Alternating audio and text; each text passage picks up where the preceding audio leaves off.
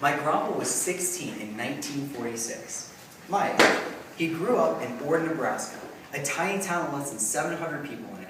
Like any boy, my grandpa always loved sports, and baseball was one of his favorites. After all, what was more American than apple pie, hot dogs, and baseball? 1946 was different, though. Something changed. In Ord, there wasn't a single African-American family. My grandpa had never even seen a black man.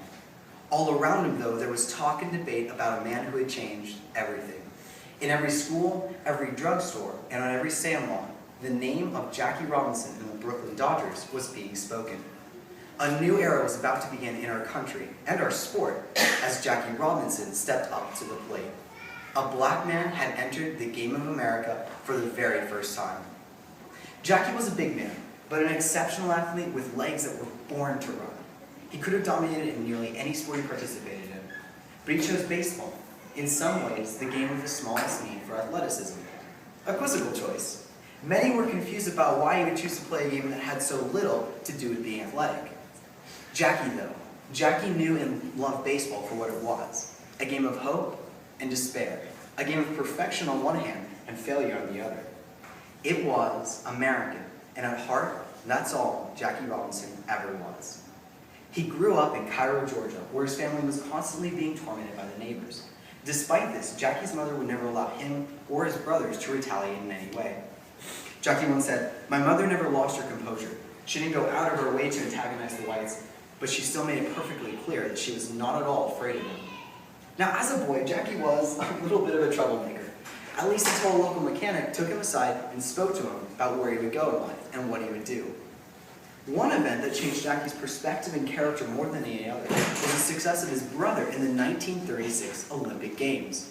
Mac Robinson ran for the USA under the eyes of Adolf Hitler and won silver for his country just behind Jesse Owens. Now, one would think that a silver medalist would be honored, if nothing else as an exceptional athlete. But Mac was thrown aside by his country.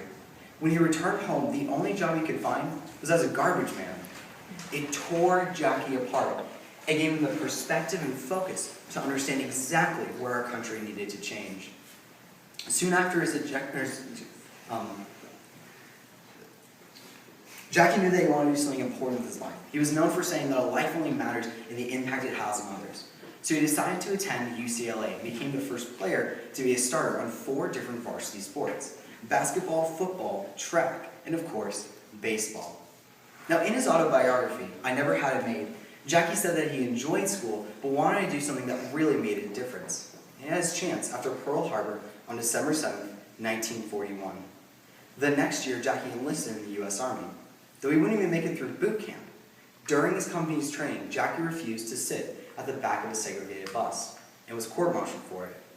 But his principles have been spoken, and the stubbornness of Jackie Robinson would not stop at buses, and he would not back down until integrity and freedom were finally upheld in this country.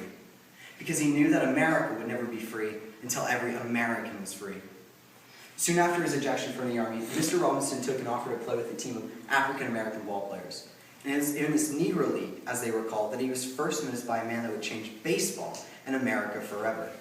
The vice president of the Brooklyn Dodgers knew that baseball had to change. He was a man ahead of his times, and his name was Branch Rickey.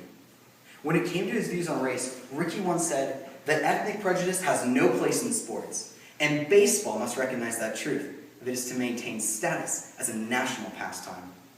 It should be no surprise that a man who was willing to move past the popular prejudice of his day would be the first to integrate a black man into baseball. Oh, but Rickey was very intelligent. He wanted to save baseball, but do it in a way that was beyond reproach. He knew that as soon as he hired an African American, he would face the staunchest resistance, and the man he chose would need to be extraordinary. He found everything he needed in Jackie Robinson. Jackie once said, "We've got no army. There's virtually nobody on our side. No owners, no umpires, and very few newspapermen. And I'm afraid the fans will be hostile as well. We can only succeed if we convince the world that I'm doing this because you're a great ball player and a fine gentleman." Jackie knew that it would not be an easy fight, but that this war would save the soul of the country he shared with so many. During the signing of Jackie Robinson, everything was kept quiet. Nothing was allowed to move past the mouths of those in Branch Rickey's inner circle, not even to the families. And on April 16, 1947, Jackie took the field for the first time. and immediately met a hurricane of anger. Abuse was literally thrown from every direction. In his book, Jackie Robinson and the Integration of Baseball, Scott Simon said this: "Jackie gave his life for something great. Heroes do. He chose to bear the daily bloody trial of beanballs and cleats being launched into his shins, chest, and chin, and the race-baiting taunts raining down from the stands along with trash, tomatoes, and rocks. Verbal abuse was common from the opposing dugout, his pitchers, even his umpires. But Jackie never lost his cool.